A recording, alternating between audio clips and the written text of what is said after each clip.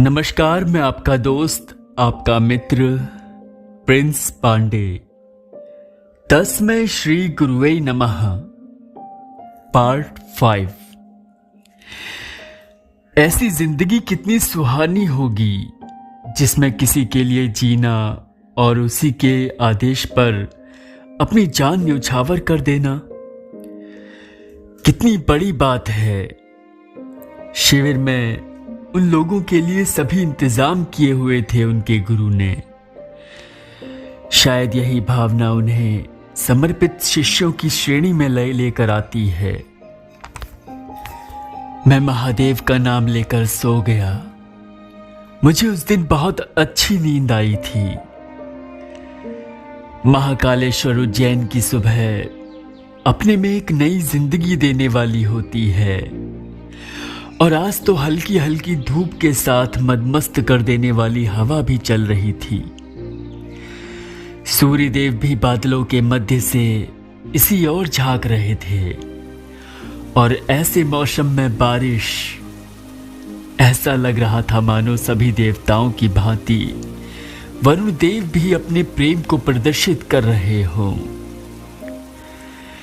हृदय को जैसे स्पंदित होने के लिए सांसों की जरूरत होती है, वैसे ही एक शिष्य के लिए गुरु की महत्ता का उद्भाव होता है। ये मैंने इन शिष्यों से ही सीखा है। किसी को भी सहायता देने का भाव इनमें शक्ति का संचार करता है। शायद इनके गुरु के ही संस्कार इनके भीतर क्रियान्वित होंगे। सुबह हो चुकी थी। मैं नित्य दैनिक कार्यों से निवृत्त होकर पांडाल में आ चुका था। मैं पांडाल में सबसे पीछे की तरफ बैठा था। ऐसा लग रहा था कि एक मास्टर टीचर की क्लास में बैक बेंचर स्टूडेंट रहा हूं। डरा हुआ सा, घबराया सा, जो जिंदगी के अनमोल सूत्रों से अनभिज्ञ, जिसे कुछ भी समझ ना आता हो और समझने की कोशिश में अपने समय को व्यर्थ ही गवा रहा हो। किंतु उस समय तो यही सोच सकता था ना, मैं इतनी क्षमता कहाँ थी मुझ में कि इससे परे भी सोच सकूं। किंतु वो कहते हैं ना कि यदि एक सद्गुरु जो असल में मास्टर टीचर बनकर आपके जीवन में आया है, तो उसकी क्लास के बाहर से ही सही, यदि उसका प्रवचन सुन लिया जाए तो भी आपके भीतर वो अद्वितीय भाव जागने में देर नहीं लगती। शायद मेरे साथ भी यही हो रहा था। कुछ क्षणों पश्चात गुरु आह्वान शुरू हो गया था, जिसे मैं समझ नहीं पा रहा था। उनका एक एक श्लोक अपने आप में जीवन की मुख्य कड़ियों को जोड़ने वाला था। जो कुछ कड़ियां मुझे याद हो आई, मेरी जुबां में ज्यों की त्यों अभी भी स्मरण है। त्वं मातृ रूपम पितृ स्वरूपम आत्म स्वरूपम प्राण स्वरूपम चैतन्य रूपम देव दिवंतम कृत्वं शरण्यं त्वमेकं शरण्यं मम अश्रुअर्घं पुष्पं प्रसूनं देहं च पुष्पं शरण्यं त्वमेवं जीवोद्वतां पूर्णमदैव रूपं निखिलं शरण्यं त्वमेकं शरण्यं। न जानामि पूजां न जानामि ध्यानं न जानामि वेदो न च वेद वाक्यम न जानामि तीर्थो न ध्यानम न चैवम एको ही रूपम निखिलम शरण्यम। गुरुर्वै शरण्यम गुरुर्वै शरण्यम गुरुर्वै शरण्यम गुरुर्वै शरण्यम एको ही नाथम एको ही शब्दम निखिलम शरण्यम गुरुत्वम शरण्यम। और आह्वान के पूर्ण होते ही बाहर की तरफ से गुरुदेव की जय का घोष सुनाई दिया। और फिर उस भीड़ में से स्पष्ट लंबे चौड़े आर्यों की भांति शरीर, देव व्यक्तित्व तो अलग ही दैदीप्यमान हो रहे थे। वो अपने लंबे लंबे कदमों से मंच की ओर बढ़ रहे थे। सभी शिष्य पुष्प वर्षा से उनका स्वागत कर अपने को कृतार्थ अनुभव कर रहे थे। वे मंच पर आसीन हुए। ऐसा लग रहा था मानो सिंह अपने शावकों को गूढ़ विद्या प्रदान करने हेतु नेतृत्व कर रहे हैं। संगीत का दौर चला। कुछ देर बाद वे विश्राम कक्ष में गए। अब मुझे भूख लगाई थी। शिविर स्थल में ही प्रसाद के रूप में नाश्ता वितरित किया जा रहा था, किंतु उनके विश्राम कक्ष के बाहर लंबी कतार देखकर मेरा मन वहीं केंद्रित हो चला था।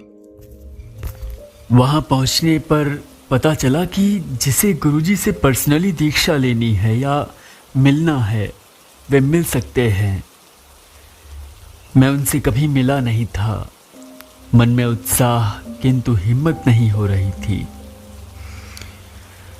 मैं मुड़ा ही था कि सामने से मुझे वही व्यक्ति आता दिखा जिसने कल मुझे अपना विजिटिंग कार्ड दिया था। ऐसा सुना है मैंने कि यदि भक्त में प्रभु से मिलने की दृढ़ इच्छा के भाव हों तो उसे देव दर्शन होते ही हैं। किंतु एक बात यह भी सत्य है, और यह सत्य होती सी प्रतीत हो रही थी, कि स्वामी भी भक्त से मिलने के लिए उतने ही व्याकुल होते हैं जितनी भक्त की तड़प उसे व्याकुल कर देती है। सुरेश जी, मैंने बिना वक्त गवाए उसे आवाज दे दी। अरे आप गए नहीं? वे मेरी तरफ देखकर बोले। जी नहीं, मैं जा नहीं पाया। आपके गुरुजी को देखकर जाने कुछ अनजान सा आनंदित कर देने वाला भाव एहसास हो आता है। मैं समझ नहीं पा रहा हूं। यह सुनकर वे मुस्कुरा दिए। अच्छा, मैं आपका नाम जान सकता हूं? सूरजकांत त्रिपाठी, यही नाम है मेरा। सूरज जी, यही आपका एहसास अब तक हम सभी शिष्यों की धरोहर है। हमें भी आज तक यह पता न चल सका कि उन्हें देखकर जिंदगी का एहसास क्यों हो जाता है। मैं उनसे कुछ पूछने का प्रयास कर रहा था, और वह यह कि गुरुदेव से कैसे मिलूं, किंतु झिझकवश पूछ नहीं पा रहा था। मैं आप उनसे मिलना चाहेंगे? यह सुनते ही मेरा मन प्रफुल्लित हो उठा। मैं उनके हाथों को अपने हाथों में लेते हुए बोला, आपका मुझ पर सबसे बड़ा एहसान होगा। मैं अपनी भावनाओं पर काबू ना पा सका था। वे मुझे अपने साथ उस विश्राम कक्ष के द्वार पर ले गए जहां सभी शिष्य मिलने के लिए प्रतीक्षारत थे। उन्होंने वहां के एक कार्यकर्ता को आवाज देकर बुलाया और उससे कुछ वार्तालाप करने लगे। फिर मेरी तरफ देखकर कहा, आप इनके साथ अंदर चले जाओ। जब भी आपको गुरुजी के पास भेजेंगे तब वहां जाकर मिल लीजिएगा। मुझे यकीन नहीं हो रहा था कि मैं उनसे कभी मिल भी सकता हूं, किंतु आज जब वो दिन आ ही गया तो मेरी धड़कनें उत्सुकता में मुझसे भी तेज उनसे मिलने के विचार में उनकी ओर बढ़ी जा रही थी। मैंने अपने हृदय पर हाथ रखा और धड़कनों को एहसास करते हुए बोला, महादेव, ऐसी भावनाएं तो जब मैं आपसे मिलने को होता हूं तब तब उमड़ती हैं। आज इन्हें क्या हो गया है? मैंने अपने दिल को समझाया और उस व्यक्ति के साथ विश्राम कक्ष में प्रवेश कर गया।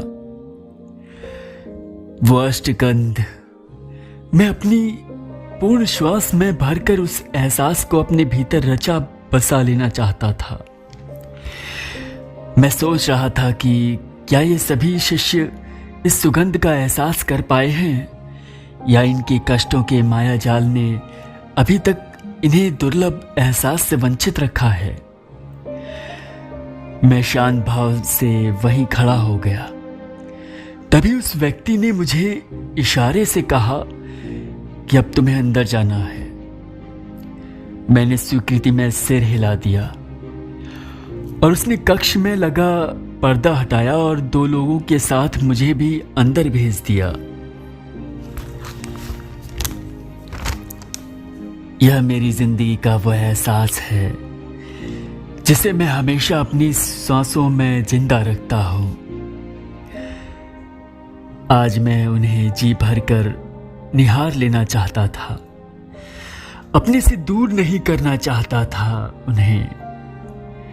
मैं सिसक सिसक कर रो रहा था, किंतु मेरे आंसू नहीं निकल रहे थे। लग रहा था कि ये दिल अभी बाहर निकल पड़ेगा और बयां कर देगा मेरे एहसासों को। जब उन दोनों ने मुलाकात कर ली तो अब बारी मेरी थी। मैं अपलक उन्हें निहारते हुए तेजी से आगे बढ़ रहा था और अपने माथे को उनके चरणों में रख दिया। बुला लिया ना तुझे, अब तो नहीं रोएगा तू। यह कहते हुए उनका वरद हस्त मेरे सिर पर था। ये एहसास मेरी आंखों से आंसू ही नहीं रुक रहे थे। मैं ऐसे रो रहा था जैसे मां को देख बच्चा रोने लगता है कि वो आए और गल लगा ले अपने सीने से। मेरे आंसू उनके चरणों को सिक्त कर चुके थे। चीख चीख कर रोने लगा था मैं। महादेव, मेरे महादेव। तभी कुछ लोग मुझे उठाने लगे तो उन्होंने रोक दिया। मैं अभी भी उनके चरणों से लिपटा हुआ था। मेरे महादेव, अब मुझे अपने से अलग मत करना, अपने से अलग मत करना मुझे महादेव, अपने से अलग मत करना। जानते हो ना मैं तुम्हें कितना प्यार करता हूं। कब से तुम मेरे लिए पाताल पानी आते रहे और मुझे इसकी खबर भी ना थी। जब भी मैं परेशानी में रहा तुमने मेरी पीठ पर हाथ फेर कर मुझे इच्छा शक्ति दी। मैं उनकी तरफ देखकर कहे जा रहा था, मुझे अब तो नहीं छोड़ोगे ना तुम।